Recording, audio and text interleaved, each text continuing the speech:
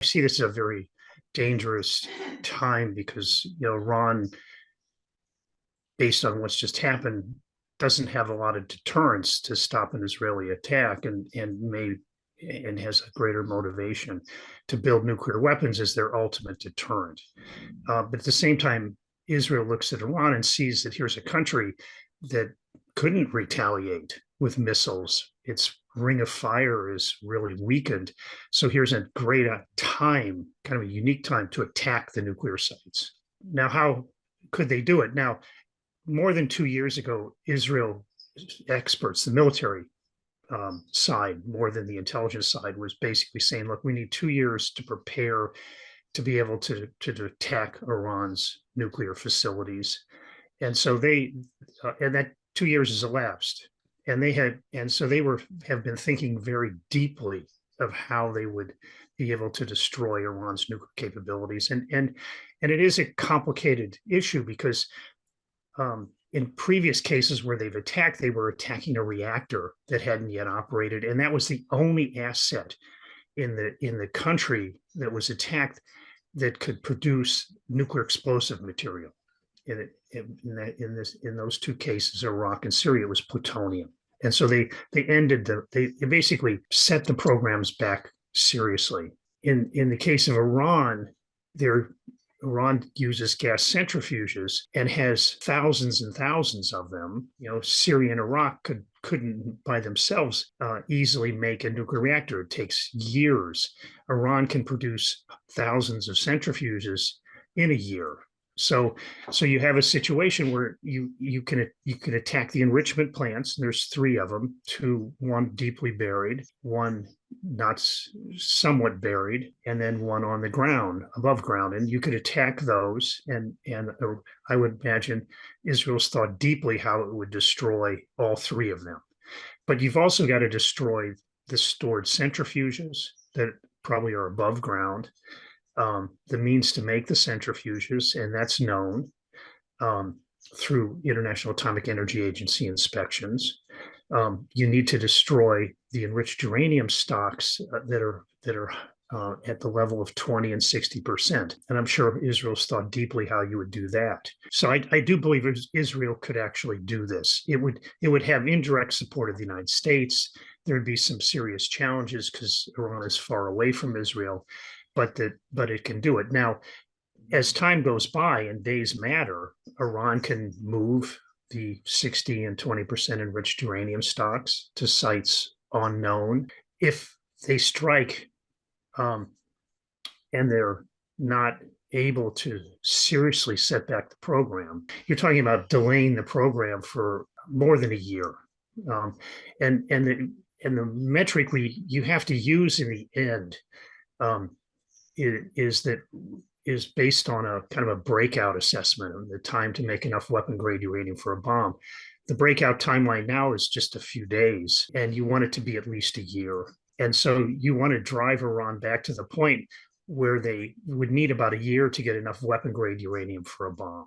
I think an attack would at least have to get that. And if you don't get that, let's say you don't destroy the stocks of 60%, they've got couple thousand centrifuges ready to be installed, some at a secret site and used, then they could then break out within a month. It's just shocked the Iranians. I mean, they're in total shock about the pager attack, about Nasrallah being killed so easily, about senior Hamas official killed in Tehran.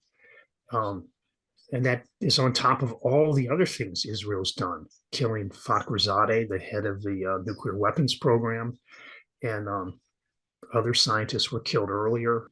Iran really is rethinking, in a sense, its security. So, and I don't think they're reckless per se. I think they're a sick regime. I mean, it's run by sort of macho, misogynist men that are too quick to explode. But at the same time, they're thinking through. They want to deter Israel, and they know that a nuclear weapon has a lot of negative costs in the region, but would be an effective deterrent against Israel. But they have to get there. And the centrifuges are in one box. There's another box that's largely empty. And now at Fordow, it's much more deeply buried. And there, I don't know what they would do. I mean, they recently did something that surprised people. They went into a site in Syria to do the job and also gather evidence. I don't know quite why that was put in the media reporting, but the fundamental thing is they went in and destroyed the inside of this deeply buried or this buried site. So, I don't know how they would do that in the Fordow case where it's in the middle of Iran, but Israel's done some remarkable things. They blew up Iran's premier advanced gas centrifuge assembly facility at the Natanz site within the security perimeter, and they just blew it up. It was done in like 2001, if I can get my years straight. And they were never caught. They never, I don't think Iran ever really figured out how it took place. From an Israeli point of view, a nuclear Iran, which keeps saying, oh, we want to destroy you, etc., is a danger. So it might be that the Israelis, it's going so well for them at the moment. It didn't go well in Gaza. They underestimated Hamas, they overestimated Hezbollah. Listen, that's interesting. They underestimated Hamas, they overestimated Hezbollah. It's going very well for them, so it might be tempting for them. I'm worried about it. I can see the euphoria because I'm watching Israeli television. I can see the euphoria. Why not remove the real danger for us long term, which is a nuclear Iran? And it might be soon, it might be too late, because you can bomb it as long as it is not active. But if the Iranians got the bomb, you cannot bomb it anymore because, and therefore it could be the last historic from an Israeli point of view. I'm not saying that it is. This is how they might think. Last opportunity for us to bomb the nuclear reactor. The nuclear facilities are a legitimate target for Israel to strike. Why? Well, I think yesterday's attack clearly demonstrated why. This is a regime that is violent, Islamist extremist. It is a deeply ideological regime. Its ideology is centered on the eradication of the state of Israel. Previously, the thought was that the Islamic Republic, Khamenei's regime, would never directly strike Israel. It would do so via its proxies, because US officials, including US officials now in the administration, said the regime in Iran is not suicidal. They would know that if they did this, they would receive a retaliation. Well, the regime in Iran has now done the impossible twice. That demonstrates why the regime in Iran should not be allowed to have nuclear weapons. This would be an existential threat to Israel, but it would also be an existential threat to the people of Iran, who have taken to the streets en masse and have sought to overthrow the Islamic Republic. Now, we're in a situation where the nuclear sites are perfectly legitimate targets for Israel. In terms of the nuclear escalation, let's be clear. The Islamic Republic's nuclear program is a weaponization program in all but name. It always has been. And their intent has always been to obtain nuclear weapons. The IRGC's security doctrine, the IRGC controls the nuclear weapons program. It controls the regime's nuclear program. The IRGC's security doctrine is centered around three aspects. The first is its proxy networks. The second is its ballistic missile program, and the third is its nuclear weapons program. It has sought to pursue the nuclear weapons program from day one.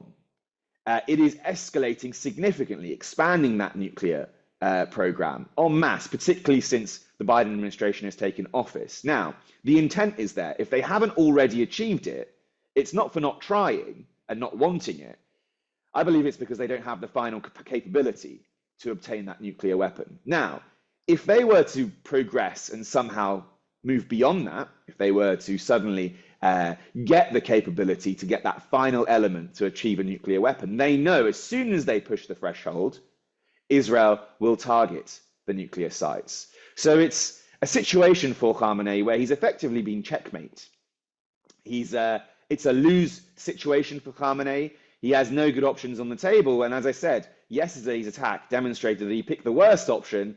Those nuclear sites are now legitimate targets for Israel to strike. Israel cannot and should not tolerate a nuclear-armed Islamic Republic. That would be an existential threat for Israel. It would be an existential threat for the people of Iran who are seeking to topple this regime, and it would be a significant threat to global peace and security.